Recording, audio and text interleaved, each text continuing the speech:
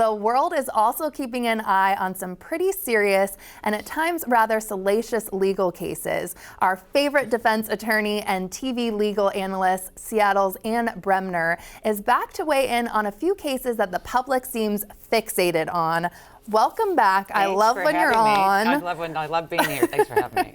So first off, there's an update on the Idaho case, if you can talk about that. Today, there's a hearing today, and it's going to be a sealed hearing on whether or not the next hearing will be open, because we've had a gag order in this case. So there's not a lot coming out about what's happening in the case. The briefs are sealed, hearings are sealed, but today's the question, will the next hearing be public? The next hearing is very important.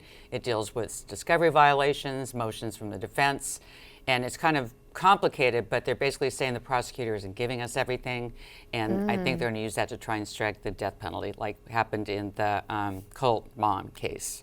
Wow. So that's too much, but that's kind of where it's going. So I'm saying these are important days in the Koberger case. Wow, incredible. Okay, and then Menendez brothers. Right. This is also something that everyone's talking about. So we were waiting to hear if they got an early release due to evidence about abuse that was never presented in trial. So what's the latest here? Well, there's a new prosecutor in town. The ex-prosecutor was woke, they said, and lost the election because of his positions that were liberal.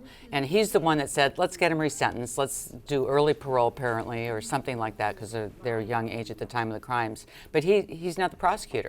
The new prosecutor, very conservative.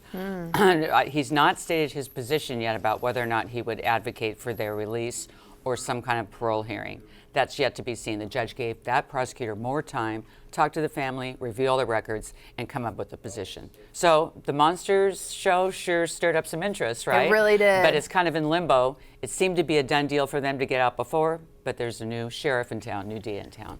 Wow. Yeah, okay. big and change. Big changes there. And Right. Diddy, again, this case is just so wild. He's sitting in jail awaiting sex trafficking charges. What's the latest here? Because there's been so many speculation too with, other celebrities and names coming out. Jay-Z's name was just, came out. So what's happening here? First of all, the lawyers are all battling it out and throwing dirt at each other. So True. That's not a great idea on the way to start the case and making the judge mad.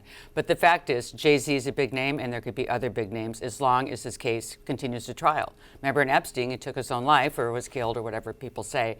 But the fact is right now, there's going to be probably more famous names because, of course, Diddy was around a lot of famous people, and he's not getting out of jail.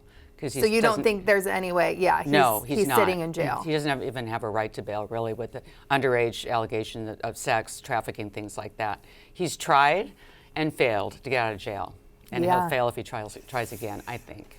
Okay, and then one of the last cases I want to talk about, Luigi Mangione, the man jailed and charged with killing the United Health executive. What are any updates on this case? Well, his lawyer is, of course, married to Diddy's lawyer. Oh my gosh, so that's kind of right. There's quite a connection right now in that case. But the updates are he was popular in social media, very popular, nice looking. People were giving him alibis on TikTok and places saying he was at the Space Needle with me that day. No way. And he was at the Pike Place Market with me that day. He's very, very popular. But is that going to go very far in a case? We'll have to see. I mean, the fact is it's a death penalty case. In the federal case, he has a state case and a federal case. But it's a death penalty case, and it's serious. He's very young.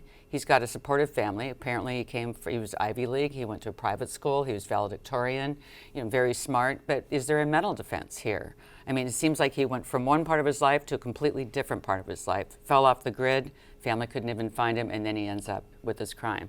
So that remains to be seen. But the way he's been portrayed reminded me of the Oklahoma City bomber. He looked like Jim Morrison from The Doors on the cover of Rolling Stone. So that always comes to mind.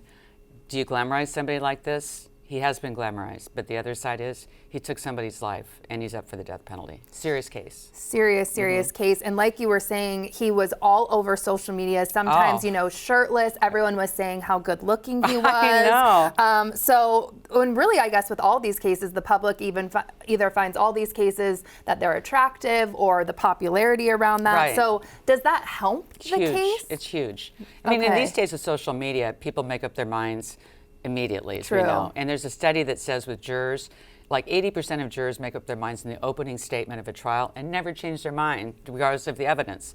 That's what we're seeing in media. I mean, this view of him will probably carry on for some time. I kind of laughed when his lawyer objected to the perp walk, because I thought the perp walk was excellent for him. You he thought looked that was great. helpful. He looked great, and he had the mayor was there, and he just looked so sympathetic. So if I was his lawyer, I'd be like, well, that was good.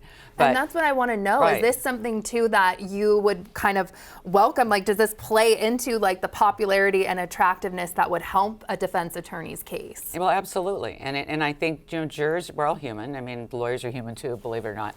But yes, you but, are. Right, yeah, thank you. You definitely Thanks for that are. vote of confidence.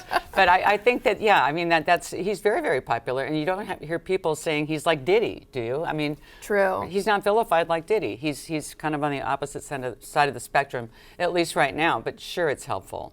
All that perception, very helpful, because what the public sentiment is feeds into what a jury thinks. It's what we all see and hear before we get in that jury box. Wow. Yeah. And always a pleasure to have you on. Thank you so much for being here. here. Thank you.